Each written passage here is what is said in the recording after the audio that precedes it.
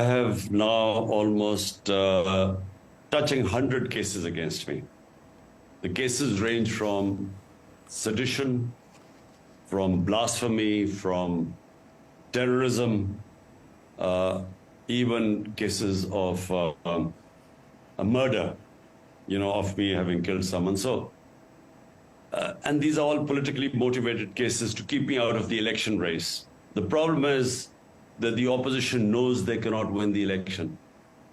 Out of the 37 by-elections, we have won 30.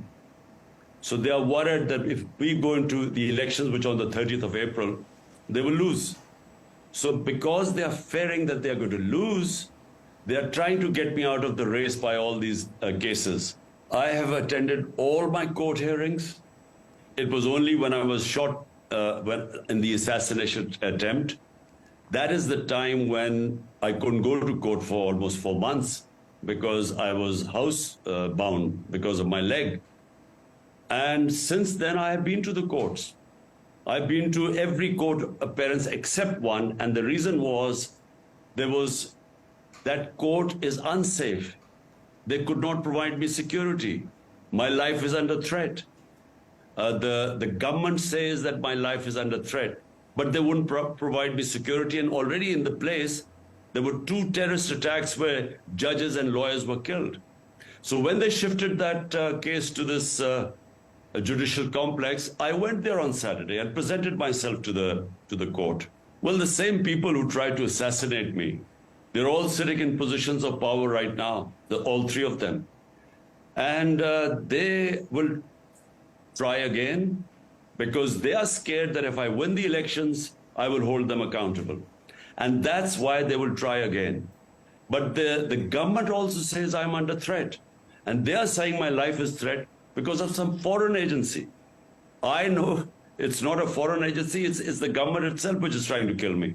Let me tell you what Toshakhana is. For 70 years in Pakistan, if the head of state, if his ministers, if the army general, whenever you get gifts as the head of state, they go into the Toshakhana. Toshakhana is a place where they evaluate the value of the gift. Then for 70 years, the rule is, if you pay a certain amount, it used to be 20% before, in my time it's 50%, then if you want, you can buy the gift. If you do not want, the gift then gets auctioned. This is the law for 70 years.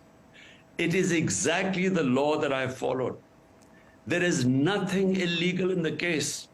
And let me tell you, whenever it goes into court, they will find that the one person who has followed the legal course in the Toshakhana is me.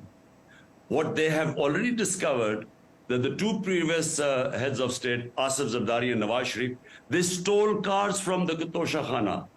But, because I am the threat, and this is one of the cases, but I know that whenever we go to court, they'll find that there's nothing in the case.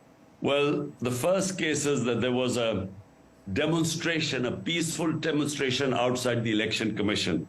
It happens in all democracy. I was sitting in my home and they accused me of terrorism. Then I attend court cases, and because there were a lot of my followers, I came out, again terrorism cases. It's a joke, people laugh at them. Look, this country knows me for 50 years.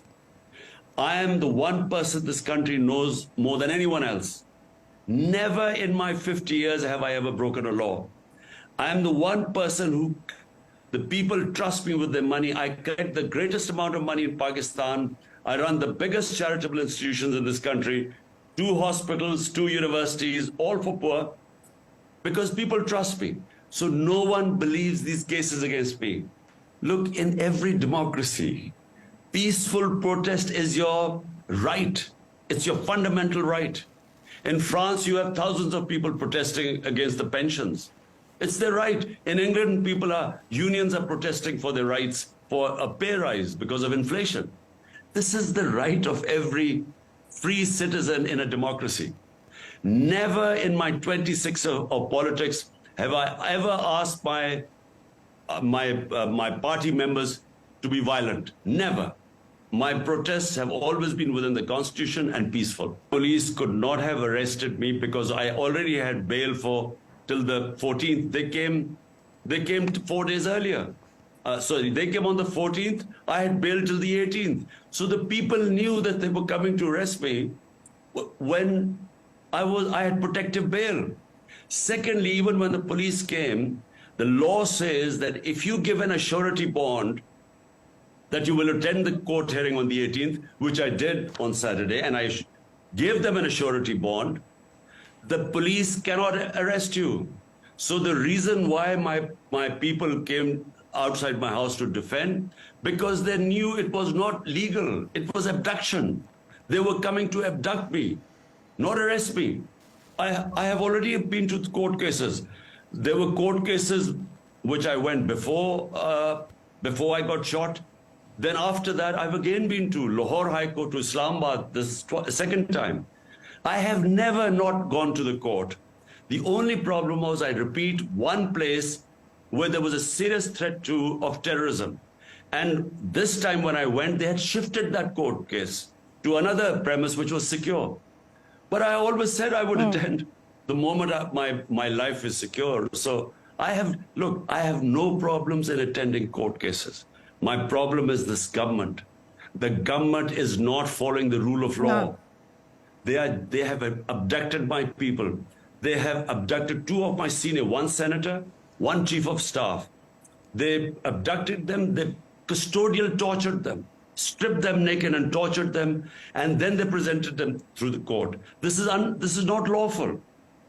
Under every law, this is not allowed. So the reason why you see such huge following whenever the police comes to arrest me is because they know that the police will either torture me or put me in jail on various cases, because there are almost 100 cases against me. And the only reason is that I should not be able to contest election, which is on the 30th of April. I knew that there was going to be an assassination attempt. I went on media, I explained to everyone that this is our own agency was involved in it, intelligence agency, and these two, the Interior Minister and the Prime Minister. They planned this thing, and then I was very lucky they didn't kill me, because one brave boy in the crowd, as he saw him take the gun out, which was only 30, 40 feet away, he put his hand on the gun at the last minute, and as a result, the bullets hit my legs instead of hitting my top body. So I was very lucky to be alive. There were two other gunmen, and as I was falling, the bullets went over my head. Otherwise, I would have been again hit by the second gunman. So I was lucky to be alive, but it took me 3.5 months for my leg. I had 3 bullets in my leg. So it took me 3.5 months to recover. Now, I'm not accusing the external parties. The government is saying that there are external agencies that are going to kill me. But I know that it's not. The government itself is trying to kill me, because it was the same people who attempted this assassination attempt. And then they covered it up, because there was a joint investigating committee which came out with facts which proved that it was not one gunman, which the government was saying. It was 3 gunmen who were trying to kill me. They had forensic eyewitness evidence, forensic as well as eyewitness, who know that there were 3 gunmen. So therefore, the cover-up of my assassination attempt is by the government, and they are the ones who are going to try and kill me again. Look, I mean, there are almost 100 cases against me. What is the reason for these cases? To put me in prison. They are all fake cases. And I tell you, I have been a public figure for 50 years. This country knows me. They know all the cases are fake. Why do you think people come in such big support when they know they're coming to arrest me? Because the people know the cases are fake. If the country, I'm the biggest fundraiser in the history of Pakistan, because people trust me with their money. So the reason why they trust me is they know I have never broken the law. So these are all politically motivated cases by these criminals who are running Pakistan. All of them have corruption cases on them. The reason why they want me out of the way is because they know that if my party wins, which they know in elections our party will win, all opinion polls say that our party is going to sweep the elections. So because they cannot beat me in the elections, that's why they want me eliminated or put me in jail. Well, there are 12 parties on one side. My party is alone on the other side.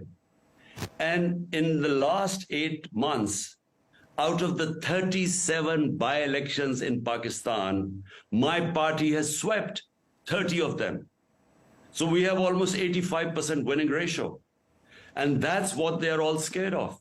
Because despite government help, despite establishment helping them, election commission helping them, despite that they've lost in 30 out of 37 elections. And that's what they're scared of. The only one way out of this crisis are free and fair elections. A party coming up with public mandate, that party then takes the very difficult decisions needed to restructure Pakistan, to save our economy from total collapse. The only one way out are free and fair elections. There is no other solution. Whatever you do, political instability will remain. That means the economy will keep sinking. Well, that's what they're trying to do. That's why they keep trying to make different cases to arrest me. Let's see.